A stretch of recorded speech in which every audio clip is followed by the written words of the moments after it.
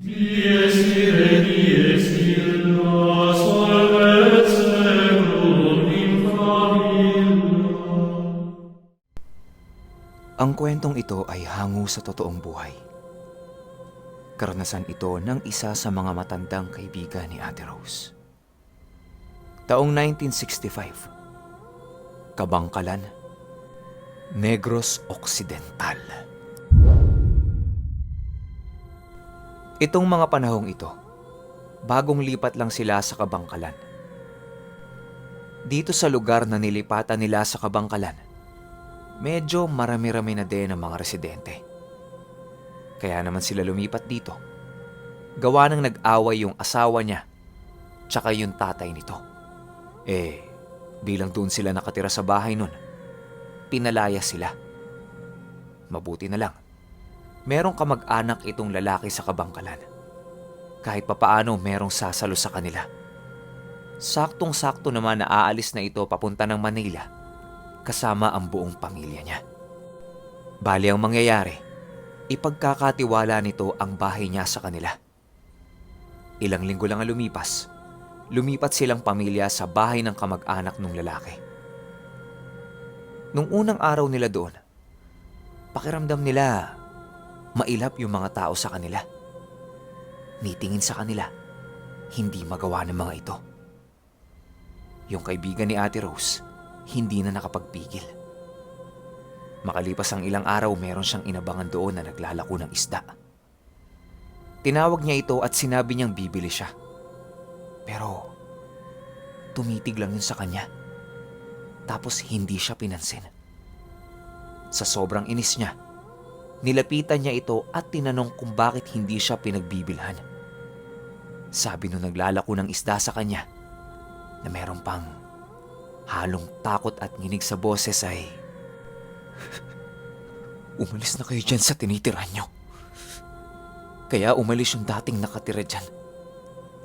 Kasi hindi sila tinitigilan ng mga aswang. "Umalis na kayo dyan." Napatras yung kaibigan ni Ate Rose na narinig niya. Tapos magtatanong pa sana siya dito nang bigla itong nagmadaling umalis sa harapan niya. Pumasok ito sa loob ng bahay nila tapos sinabi niya sa asawa niya kung anong sinabi sa kanya nung naglalako ng isda. Ang sabi sa kanya nung asawa niya na natatawa-tawa pa, "Ano? Aswang? Naniniwala ka doon? Hindi totoo yun. Halika, tulungan mo na nga ako dito sa ulam natin." Bilang merong karanasan itong kaibigan ni Ate Rose pagdating sa mga ganong nilalang, wala siya sa wisyo ng mga oras na yon. Tinutulungan niya yung asawa niya, pero wala siya sa sarili niya. Yun bang parang tulala at iniisip kung ano ang pwedeng mangyari sa kanila. Sinita siya ng asawa niya kasi pamali-mali ang gawa nito sa pagtulong sa kanya. Sabi ng asawa niya, "Huy! Ano ba nangyayari sa'yo? Maayos ka nga. Sige, kung hindi mo ako kayang tulungan, doon ka na lang sa likod. Kumuha ka ng panggatong." Nanatili siyang tulala at pumunta sa likod ng bahay nila. Nung kumukuha na siya ng panggatong sa likod, may naaamoy siyang amoy tae. Hindi na niya pinansin yun at nagmadali siyang kumuha ng panggatong. Pero nakakailang piraso pa lang siya. Meron siyang naririnig sa bubungan nila na,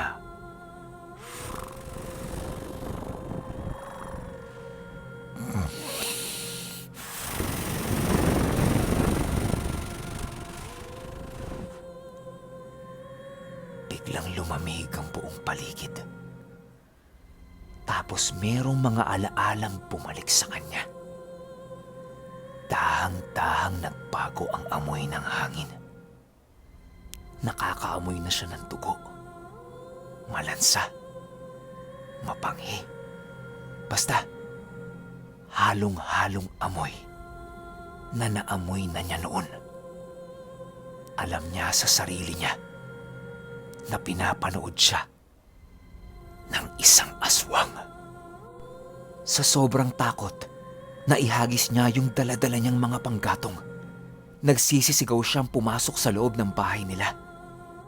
Tapos yung 3 anak nila tsaka yung asawa niya, nataranta na din. Kasi nakikita nilang takot na takot siya eh. Agad-agad sinabi niya sa mga yon yung naramdaman niya. Hindi man niya nakita ito. Narinig naman niya yon. Lumabas kaagad yung 4 para silipin yung sinasabi niya. Pero wala naman. Ultimo yung amoy, wala din. Sinabi sa kanya ng asawa niya na nasa isip niya lang lahat yun. Tigilan niya na yung pag-iisip niya ng aswang-aswang na yun para bumalik siya sa normal. Pero wala. Nanatili siyang takot at nakinig doon sa babala na sinabi sa kanya nung naglalako ng isda. Nung kinagabihan nun, wala naman nangyaring kakaiba. Masaya pa silang kumain magpamilya. Hanggang sa lumipas pa ang ilang araw, nawala na yon sa isip niya. Kasi wala din naman ang paramdam yung aswang eh. Hanggang sa sumapit ang araw ng fiesta sa lugar nila. Masaya yung fiesta doon kasi kahit kaninong bahay, pwedeng-pwede kang makikain. Pero ang pinagtataka nilang mag-anak, kahit bukas yung pintuan nila para sa mga bisita, walang pumupunta sa kanila. E di ang ginawa ng mga anak niya, yung mga naging kaibigan nito sa lugar na yon, inaya niyang pumunta sa bahay nila at kumain. Pero halos lahat ng mga yon ay todo tanggi sa kanila. Palaging sagot sa kanila, busog na sila at nakakain na. Ginawa ng mga ito, hindi na lang sila pinilit. Hanggang sa natapos na lang yung fiesta at ni isa walang bumisita sa kanila. Hindi naman sumama ang loob nitong mag-anak. Gawa nga ng bago lang sila doon. Baka nahihiya lang pumunta sa kanila yung mga kapitbahay nila. Pagtapos ng fiesta, umuwi yung asawa niya sa mga magulang nito. Nagbabaka sakali siya na mapatawad siya. Ang naiwan sa bahay, kaibigan ni Ate Rose at 3 nitong mga anak. Mawawala ng ilang araw yung asawa niya doon. Medyo mahirap pa kasing bumiyahe noong mga panahong ito. Sa mga anak nitong kaibigan ni Ate Rose, meron siyang anak na sobrang arte. Ito yung bunsong anak niya. Lahat kasi ng gusto nito ibinibigay ng tatay. Hindi ito nagdadalawang salita doon gawa ng paborito niya ito sa mga anak niya. Tapos ang pangit pa sa ugali nito, masyadong mapili pagdating sa ulam. Palaging gusto niyang ulam, mga karne, baboy, baka, manok. Bibihira mo ito mapakain ng gulay. Partida, sa bukid sila nakatira pero sobrang bihira nito kumain ng gulay. E gawa ng mawawala ng ilang araw yung tatay nila. No choice itong kaibigan ni Ate Rose kundi magtipid. Yung budget na iniwan sa kanya, hindi naman ganun kalaki. Wala naman silang ibang pwedeng pagkakitaan doon. Maliban na lang kung tutulong sa sakahan yung mga anak niya para kumita ng konti. Kaso, tamad yung 3 eh. Umaasa lang din sila sa tatay nila. Unang 2 araw na wala yung asawa niya, napapakain niya pa ng masasarap ang mga anak niya. Hanggang sa nararamdaman niyang pakunti na lang ng pakunti yung hawak niyang pera. Kinausap niya yung 3 niyang anak. Tinanong niya ito kung pwede bang magtalbos na lang muna sila ng ilang araw. Babawi na lang siya ng masarap na ulam pag uwi ng tatay nila. Wala namang naging problema ito doon sa 2 anak niya. Pero doon sa bunso, medyo tagilid. Nung una napapakain niya pa. Hanggang sa umarte ito na parang nasusuka-suka. Tapos nagdadabog pa kasi ang pangit nga ng ulam nila. Hanggang isang gabi, yun pa rin ang ulam nila. Nilagang talbos. Pagkita dito ng bunsong anak niya, nagbuntong hininga ito. Tapos nagsalita ng, "Ay, ano bang klaseng buhay to? Palagi na lang walang ulam." Ang sabi nung nanay niya, "Meron namang ulam anak. Tiyaga-tiyaga muna tayo." Sumagot pa yung bunso niyang anak ng, Walang ulam, walang ulam. Parang nangaasar pa tapos nagbibingi-bingihan. Wala namang magawa yung nanay niya kasi wala nang ang pera eh. Maya-maya pa, meron silang narinig na malakas na kalampag sa tapat ng bahay nila. Nagulat silang lahat kasi ang lakas ng pagkakabagsak nun. Lumabas sila para silipin kung ano yun. Pagkita nila, isang bayong. Sabi nung panganay, "Saan galing yan?" Wala namang puno sa tapat ng bahay nila. Daanan lang yun. Kinuha nung panganay yung bayong. Medyo mabigat ito. Dahil madilim, hindi niya nakita na merong pumapatak na dugo doon. Pagpasok niya, agad-agad ibinuhos niya yung laman ng bayong sa loob ng bahay nila. Lahat sila ay gulat na gulat sa laman nun. Maniwala kayo o hindi, ang laman ng bayong ay isang hita ng tao. Lahat sila nagsisisigaw at nataranta dahil sa nakita nilang laman ng bayong. Sigaw sila ng sigaw ng tulong, tulong. Bilang malalayo ang mga bahay sa kanila, walang nakakarinig ng pagsigaw nila. Ginawa ng mga anak niya, itinapon sa labas yung hita ng tao at yung bayong. Halos mag-iyakan sila dahil sa nangyari sa kanila. Tapos niyan, nung medyo kumalma na sila, habang nililinis nila yung dugo sa sahig ng bahay nila, narinig na naman nila na merong bumagsak sa tapat ng bahay nila. Pero sa pagkakataong ito, meron ng isang malaking anino ang nakatayo sa harap ng pintuan nila.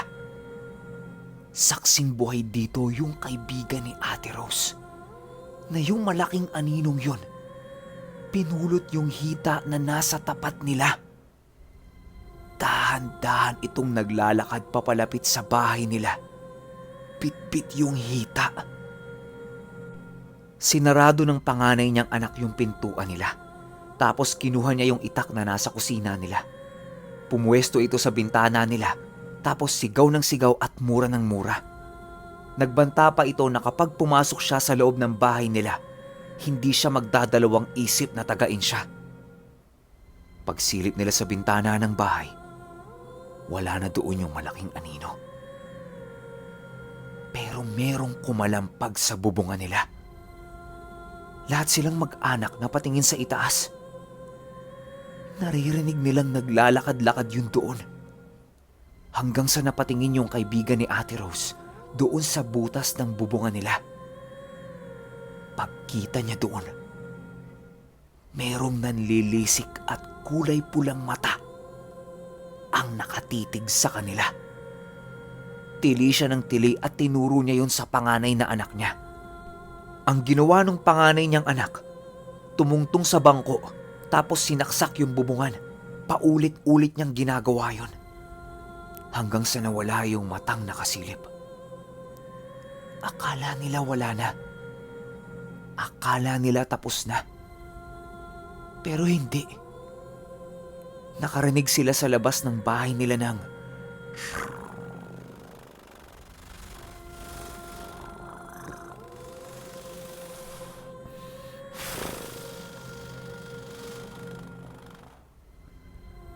naglalakad yun paikot sa labas. Tapos maya-maya pa, may 3 katok sa kanilang pintuan. Sumigaw na naman yung panganay niyang anak at sinabing umalis na doon. Papatayin siya kapag hindi siya umalis. Biglang gumalaw yung bintana nila. Tapos nakita nila, napilit nitong ipinapasok yung hawak-hawak niyang hita. Kasabay niyan, nagsasalita ito ng ulam, ulam.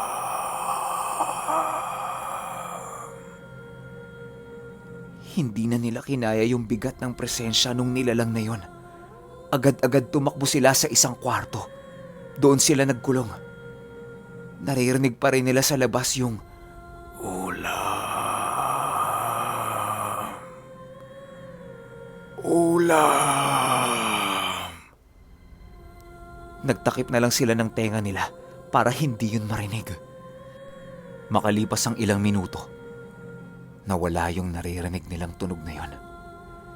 Tapos may naririnig silang nagtatawanan sa labas ng bahay nila. Sinilip nila yung tawang naririnig nila. Tapos nakita nilang mga tao yun. Agad-agad tumakbo sila sa mga yun para humingi ng tulong. Sinabi nila ang lahat ng nangyari sa kanila. Maski itong mga ito, natakot nung narinig nila yung kwento nila. Sinabi sa kanila na meron talagang nagbabantay sa bahay na yun na isang aswang. Kalat na kalat yun sa buong lugar nila, kaya lahat ng nakatira doon umiiwas sa bahay na yun. Humiling yung mag-anak na baka pwede silang magpalipas ng gabi sa mga bahay nito. Pumayag naman yung mga yun, gawa nga ng alam nila kung anong meron sa bahay na yun. Kinaumagahan, pagbalik nila doon, akala mo walang nangyari. Parang hindi ito dinaanan ng kung anong nilalang. Ultimo yung mga patak ng dugo sa lupa at sahig ng bahay nila.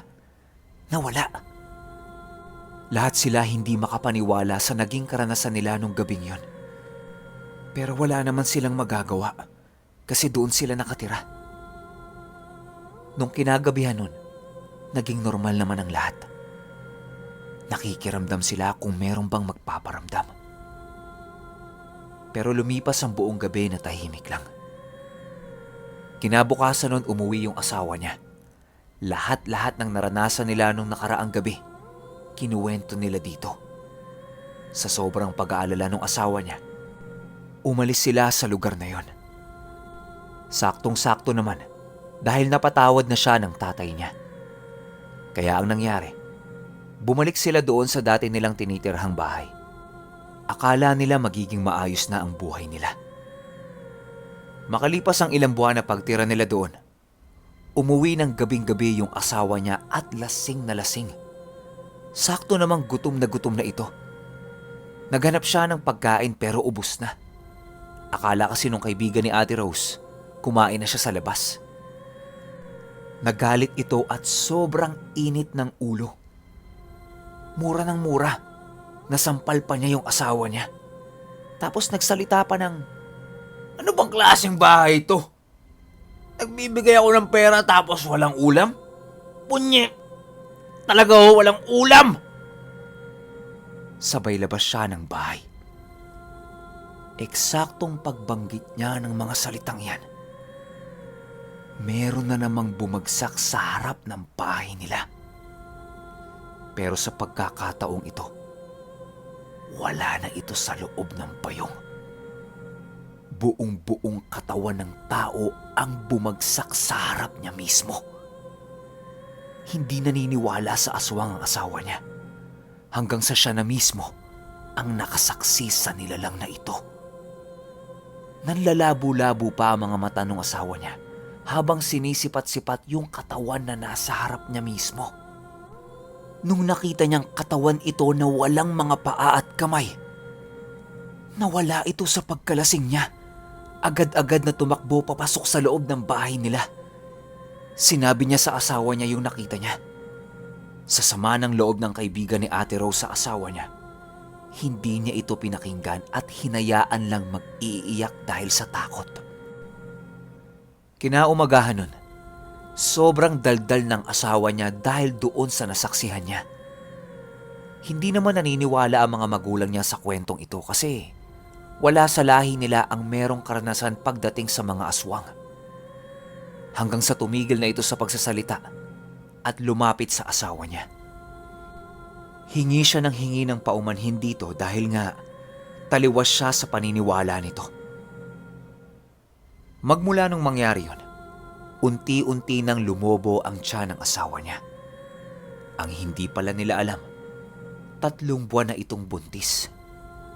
Doon nila napagtanto na isa din siya sa mga dahilan ng aswang kaya ito sumusunod sa kanila. At tila ba para siyang inaalagaan nito. Dahil kapag naririnig ng aswang na walang makain ng pamilya niya, agad-agad itong nagpapadala ng ulam. Okay, opinyon ko sa kwento. Sobrang nabibilib ako sa kwento na to kasi bukod sa kaibigan ni Ate Rose, kwento din ito ng nanay ng lola ko sa kanya noon. Pero ibang pamilya naman yun. Yun nga, kapag nakakarinig yung aswang na walang ulam o walang makain yung pamilya na yun, agad-agad merong babagsak sa harap ng bahay nila. Kung hindi man hita, braso, katawan, pero ang pinakamalala nun, ulo ng tao. Alam nyo, kalat na kalat sa buong Iloilo ang kwentong ito. Sana may mga taga Iloilo ang makarelate sa kwento. Comment naman kayo sa baba. Sensya na, medyo na late tayo. Meron kasing nag-video ako sa baba eh. So, maraming namatay eh. Di mo natin kilala kung sino sila. Respeto na lang natin yun. Yun lang. Hanggang sa susunod na kwento. Salamat.